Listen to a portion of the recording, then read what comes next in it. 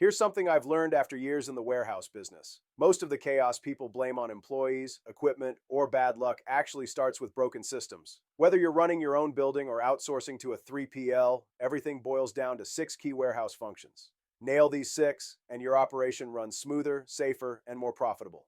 Mess them up, and you'll feel like you're constantly putting out fires. I'm Al with Warehousing, etc. in Tampa. Let's walk through these six one at a time, and I'll share what we've learned from doing this work day in and day out. The first function is receiving, and it sets the tone for everything that happens next.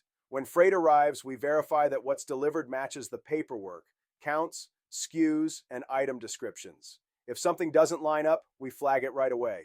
We'll snap photos if there's visible damage or any irregularities, but otherwise it's about clean documentation, confirming what came in, logging it properly, and keeping the trail clear for clients. Getting that part right up front keeps the rest of the workflow predictable and stress-free. Once everything's received and accounted for, the next question is simple. Where's it going to live? That's where Putaway comes in. Putaway sounds easy. Move it off the dock, find a spot, but random Putaway kills efficiency. A warehouse that looks full might actually be 20% wasted space because nothing's organized for flow. We group freight by handling type and frequency. Heavy or fast-moving product closer to docks, slower or long-term freight further back. It's not fancy, it's just logic and consistency, and it makes every downstream task easier. Now that it's in place, the next step is maintaining control, knowing exactly what's in your building, where it lives, and how much space you've really got. Storage isn't about stacking high, it's about staying accurate. Inventory problems usually start small. One misplaced pallet, one unlabeled skid, but they add up fast. We track location and quantity daily. If it's in the building, it's in the system. That consistency lets us know our real space utilization and helps clients get quick answers when they call. When you can trust your own numbers, everything else runs smoother.